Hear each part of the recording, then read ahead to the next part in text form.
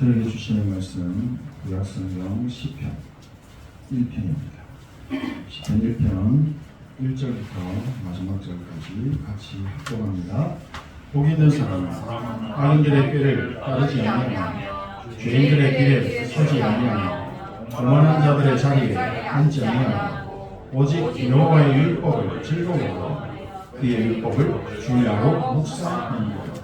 그는 시냇가에 심은 나무가 철을 따라 열매를 맺으며 그 잎사귀가 마르지 않는 그가 하는 모든 일이 다 형통하리라. 악인들은 그렇지 아니하며 오직 바람에만 겨워하리라. 그러므로 악인들은 심판을 견디지 못하며 죄인들이 의인들의 모임에 들지 못하리라. 무릇 의인들의 길은 여호와께서 인정하시니 악인들의 길은 망하리로다. 아멘. 예배를 통해 하나님 주시는 힘이 회복되셔서 그 힘을 가정과 현장에 전달하시는 증인 되시기를 축복합니다. 우리가 살아가는 세상에는 눈에 보이는 것보다 눈에 안 보이는 것 중에 정말 중요한 것들이 더 많습니다. 눈에 보이는 게 전부가 아니라는 것입니다. 우리가 숨을 쉬고 있는 공기 그리고 바람은 눈에 보이지 않습니다. 하지만 우리는 감각적으로 존재의 확실성을 체험하고 있고 또 존재하는 사실을 믿습니다. 사람의 감정, 사람의 생각, 마음도 눈에 보이지 않습니다. 눈에 안 보인다고 없다고 할 수 없는 것이 사람의 감정과 생각과 마음이 눈에 보이는 사람의 삶을 무너뜨리게 하기도 하고 변화시키기도 합니다. 스트레스를 예로 들면 이것도 눈에 보이지 않고 손에 잡히지도 않습니다. 하지만 사람이 스트레스를 계속 받게 되면 처음에는 아무런 일이 일어나지 않지만 시간이 지날수록 정신적으로 또 육신적으로 아주 부정적인 영향들이 나타나기 시작합니다. 어느 날 스트레스가 충만하게 임하게 되면서 정신적으로 문제가 생겨버리게 됩니다. 또 몸의 면역력도 떨어뜨리고 암이 잘 생길 수 있는 그런 몸으로 바꿔버리기도 합니다. 스트레스는 만병의 근원이다라고 말을 하죠. 드러나고 나타난 질병을 고친다고 해서 결국 근원적인 문제, 뿌리 문제를 알고 그 근본 문제를 해결하게 된다면 나타난 문제들은 저절로 없어지게 되는 겁니다. 눈에 안 보이는 영적인 배경이 먼저 만들어지고 그 다음에 나타나는 현상들이 일어나는 것입니다. 드러나는 일입니다. 우리 인간은 하나님의 형상대로 창조되어진 영적 존재입니다. 하나님이 자기 형상대로 사람을 창조하시되 남자와 여자를 창조하시고 그 코에 생기를 불어넣으시니 사람이 생명이 되니라 라고 창세기에 기록하고 있습니다. 영적인 존재 인간은 창조주 되시는 성삼위 하나님과 함께하는 것이 근원적인 축복이며 행복입니다. 뿌리를 가진 나무는 반드시 땅속에 뿌리를 내리고 있는 그 상태가 바로 가장 행복한 근원적인 축복인 것입니다. 하나님의 형상인 하나님의 자녀가 예배에 있는 것은 근원적인 축복입니다. 하나님과 영원히 함께하며 행복을 누려야 하는 인간에게 있어서는 안 되는 근본적인 문제가 일어난 겁니다. 그것이 바로 창세기 3장의 선악을 알게 하는 나무 사건입니다. 하나님과 영원히 함께할 수 있도록 창세기 2장 16절 17절의 말씀을 우리에게 주셨는데 인간이 영적 존재 사단에게 속아서 하나님의 말씀을 버리고 하나님의 품을 떠납니다. 나무의 뿌리가 땅에서 뽑힌 것처럼 인간에게 근본적인 문제, 영적인 문제가 시작되었습니다. 하나님을 떠난 그 순간부터 영적으로 병이 들고 고통을 받으며 사는 인생이 되어 버렸습니다. 하나님을 떠난 영적 문제로 인해서 인간에게 정신적인 문제가 하나씩 나타나기 시작합니다. 지금 전 세계에 정신병이 급증하고 있는 이유가 근본적인 문제에서 시작되었다고 하는 것입니다. 창조주 하나님의 보호 속에 있어야 할 피조물 인간이 하나님의 품을 떠나서 내 인생, 내 거니까 내가 개척하고 내가 열심히 노력해서 한번 살아보겠다고 떠나버린 것. 이런 인간의 생각과 마음을 공중권세 잡은 사단이 그 즉시 사로잡아버립니다. 노예, 포로, 속국의 성토로 만들어서 운명과 사주와 팔자라고 하는 것에 꽁꽁 묶어가지고 귀신을 섬기지 않으면 안 되게끔 완전 장악해서 우상을 섬기는 저주와 재앙으로 덮어버렸습니다. 창세기 3장 사건 이후 전 세계 사람들은 영적으로 보이지 않지만 영적으로 흑암에 잡히고 공중권세 잡은 사단의 권세에 눌려서 억압을 받으며 오늘까지 살아가고 있는 것입니다. 근본적인 문제를 모르니까 지구상에 일어나는 많은 사건, 사고, 질병의 문제들을 해결할 수 있는 방법을 찾지 못합니다. 찾지 못하고 여전히 고통 속에 지금도 살아가고 있는 겁니다. 우리가 가위를 가지고 병들어 있는 가지를 아무리 잘라낸다고 해도 다 쳐낸다고 해도 결국에 병들어 있는 뿌리 문제를 해결하지 못하면 평생 고통 속에 방황하며 살게 되는 겁니다. 성경은 분명하게 말합니다.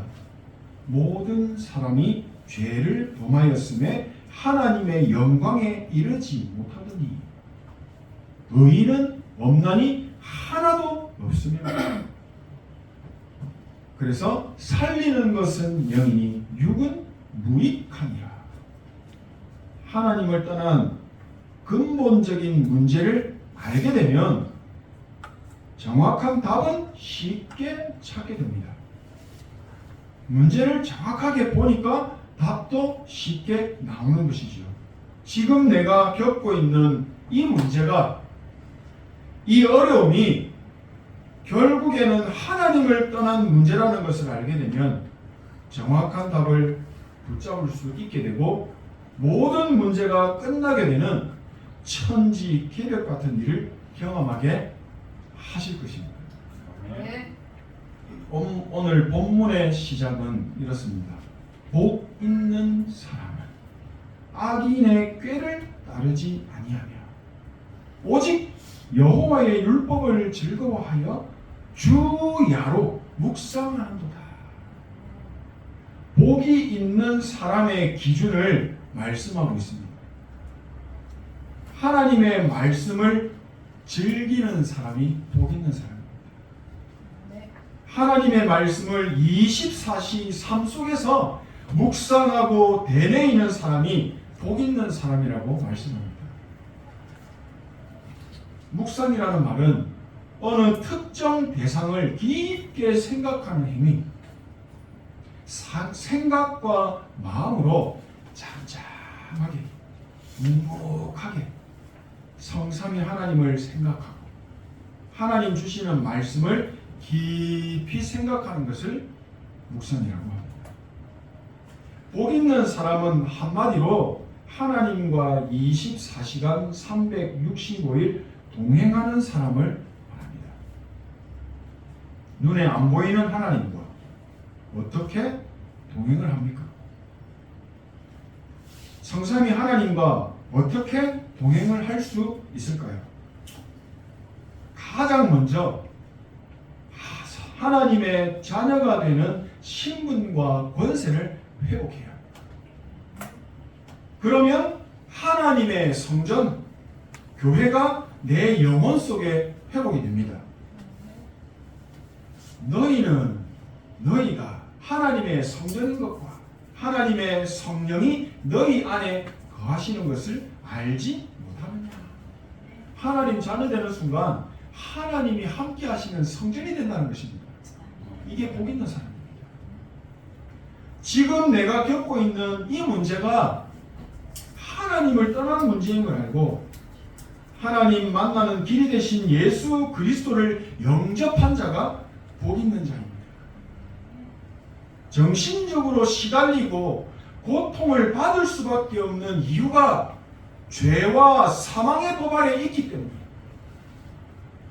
그 이유를 알고 생명의 성령의 법이 되시는 예수 그리스도를 붙잡을 때 참된 해방의 맛을 보게 되는데 이 사람이 바로 복 있는 사람입니다.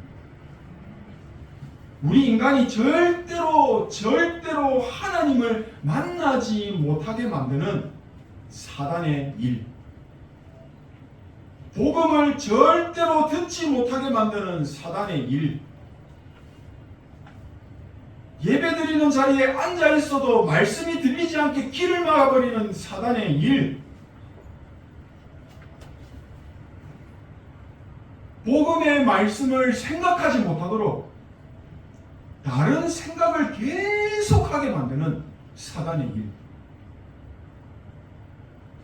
이 모든 일을 멸하신 예수 그리스도를 믿고 지금 누리는 그 사람이 바로 복 있는 사람인 것입니다.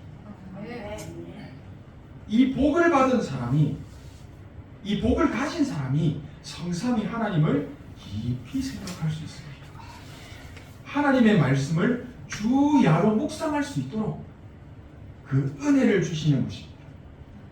나에게 주신 하나님의 말씀을 내가 주야로 생각할 수 있다는 것은 이미 하늘의 큰 복을 받으신 것입니다. 3절에 뭐라고 말씀합니까?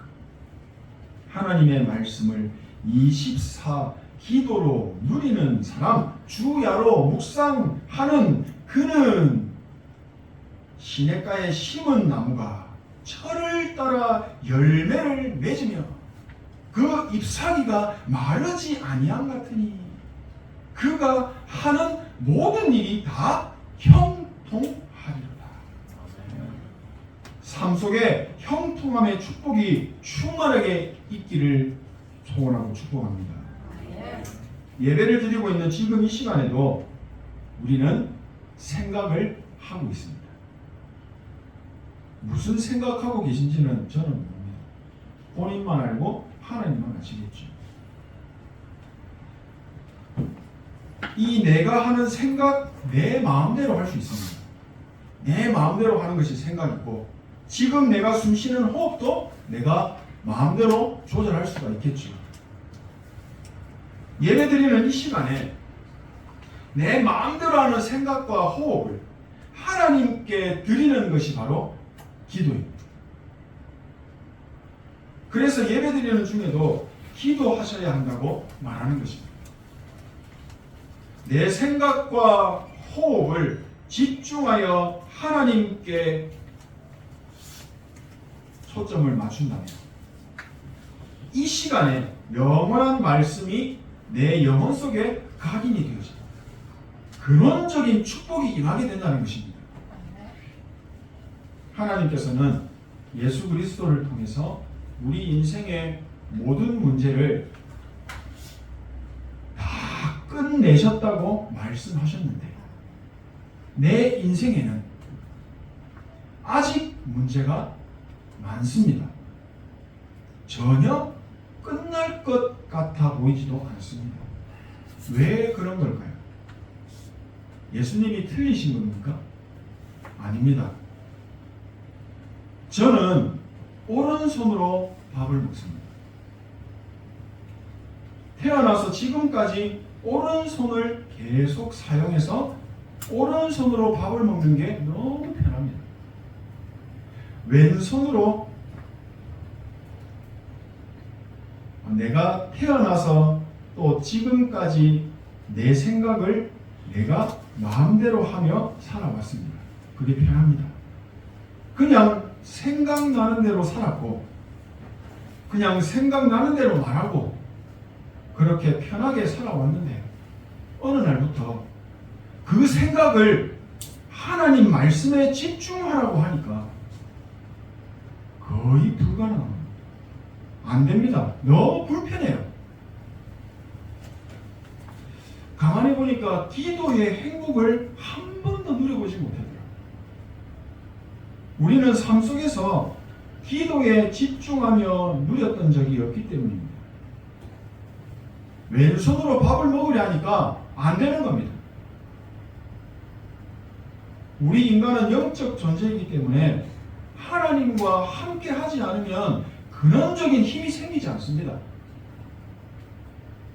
근원적인 힘이 없으니까 힘에 붙이니까 삶 속에서 일어나는 많은 일들이 그냥 힘이 듭니다. 힘에 붙입니다. 스트레스가 되는 겁니다. 영이 건강하고 힘이 있으면 여유가 생겨서 모든 일 속에서 응답을 찾고 누릴 수가 있을 건데 영적으로 힘이 없으니까 그냥 아무 이유 없이 모든 게 다 힘듭니다. 짜증납니다. 어렵습니다. 그렇고 고통스럽고 괴롭습니다. 근본적인 문제는 영적인 힘이 없는 겁니다. 예수님께서 요한복음 19장 30절에 다 이루었다고 분명하게 선포를 하셨습니다. 다른 것은 다 이루어놨는데 내가 깜빡하고 네 문제 그거 내가 깜빡하고 해결 못했네. 미안하다. 이렇게 말씀하시지 않으셨습니다. 다 이루었다고 선포하셨습니다. 우리는 믿음으로 언약을 잡으면 됩니다. 오늘 분명하게 말씀드립니다. 복 있는 사람은 악인의 꾀, 세상 흐름 속에 있는 생각, 계획, 흐름 따라가지 않습니다. 모든 문제를 다 해결하시고 우리에게 정확한 해답을 주시는 말씀의 흐름 속에 있는 것입니다. 말씀의 흐름 속에 내가 있는 것은 이미 근원적인 축복을 받았다는 것입니다. 네. 말씀의 흐름 속에 내가 있다는 것은 하나님의 품을 멀리 떠나 있던 내 영혼과 마음과 생각이 하나님의 형상으로 회복이 되었다는 것입니다. 하나님의 형상이 내 안에 회복되면 생기가 넘치게 되고 하나님께서 보호자로부터 내려주시는 새로운 힘과 새로운 은혜가 내 삶을 지배하고 넘쳐 흐르게 됩니다. 현장에 나타나게 되는 겁니다. 이게 진짜 응답이 되어서 세계 복음화를 이루는 최고 성공자로 세우신다는 것을 오늘 말씀하고 계신 것입니다. 이런 복 있는 사람, 최고의 행복 누리는 성공자들 되시기를 소원하고 축복합니다. 언약궤 따라가면 반드시 가나안 땅 정복은 되어지게 하십니다. 되어졌습니다. 싸우고 경쟁하고 치열하게 전쟁에서 승리하는 게 아니라 싸우지 않아도 승리하는 자리에 하나님이 세우신다는 것입니다. 하늘 보좌의 축복은 눈에 보이지 않습니다. 흑암의 나라 사단의 권세 눈에 보이지 않습니다. 흑암이 임했다는 것은 쉽게 말해 눈을 감고 운전을 하는 것과 같습니다. 반드시 저주와 재앙은 임합니다. 하나님의 나라가 임했다는 것은 요즘 일어나고 있는 트렌드로 말씀을 드리면 최고 성능을 가진 자율주행차를 내가 타고 목적지까지 안전하게 편안하게 가는 것입니다. 하나님의 자녀된 우리가 하나님의 언약궤를 따라가겠다고 결단하는 그 순간부터 시공간을 초월하는 보좌의 능력으로 축복하시는 것입니다. 양치기로 일했던 다윗은 혼자 있는 시간에 하나님을 깊이 누렸고 묵상했고 하나님의 말씀을 깊이 생각했습니다. 그게 시가 되고 찬양이 되고 예배가 되었습니다. 다윗에게 이미 하늘 보좌의 축복이 임해 있었습니다. 그래서 이미 다윗은 하늘 보좌의 축복으로 행복했고 즐거웠기 때문에 주야로 묵상할 수 있었습니다. 너무 좋았으니까요. 우리 좋은 걸 하면 기쁘지 않습니까? 진짜 그런 증인 되시기를 소원합니다. 이런 다윗 앞에 하나님의 것으로 참 행복을 누리고 있는 이 다윗 앞에 골리앗이라고 하는 큰 위기가 닥칩니다. 나라의 위기가 지금 온 겁니다. 죽느냐 사느냐. 이 앞에서 다윗은 인본주의를 하나도 쓰지 않았습니다. 칼을 들고 있는 골리앗 앞에서 나는 칼 필요 없다 말합니다.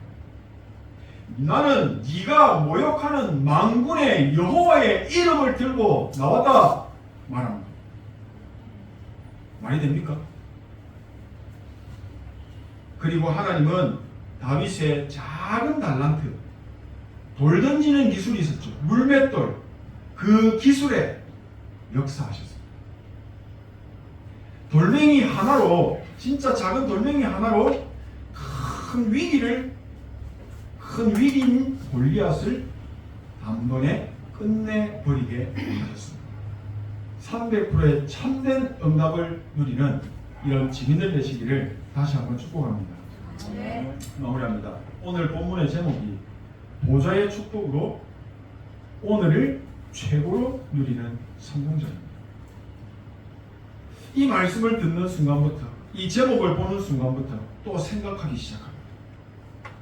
내가 말씀을 받았는데 그래도 뭔가 특별한 일을 해야 되지 않는가? 우리 뭔가 해보자. 자꾸 뭔가를 하려고 합니다. 체질이 그렇습니다. 하려고 합니다. 자꾸 해야만 속이 시원합니다. 하나님의 말씀을 자세히 가만히 묵묵히 확인하려고 하지 않습니다. 하나님의 음성을 들으려고 하지 않는다는 겁니다. 기다리지 않습니다.